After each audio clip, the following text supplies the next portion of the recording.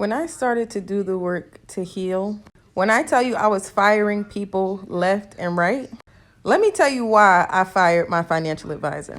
So the first meeting I had with her was pretty good. It was pretty decent. Now let me preface this by saying she was a white woman that was married to a black man.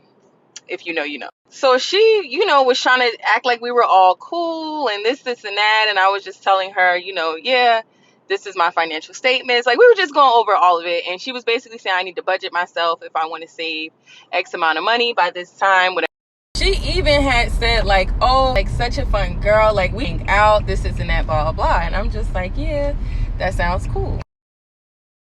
But then she told me about this business course that she wanted me to take. So I'm like, okay. So she gave me the business advisor's number. And him and I had a phone conversation. I think we talked for like 45 minutes to an hour. But basically, he went back and told her like, oh, he loved me. He loved what I had to promote. He wanted me to help him teach the class. All that jazz. This lady takes offense to it. And when I speak to her again, now she can't remember my name. She's not calling me by the right name.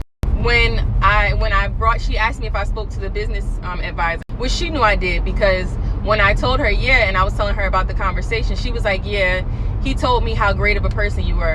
I was like, I know, I don't want to toot my own horn, but beep beep. And she was like, okay, no need to get a big head. And she just started being nasty. So I sent her this long email and CC'd her boss. Basically like, I don't know what changed with you, but you've become very nasty. You haven't called me by my name since this time. I've corrected you at least 3 times, and at this point I don't want you in charge of helping me with my money. So she waits for like maybe 2 weeks to respond, and then she apologizes, and she's like, if I offended you, first of all, don't ever put if in an apology with me, because it's not an apology. But then at that point I just was like, no, I don't want to work with you or anybody else from your company.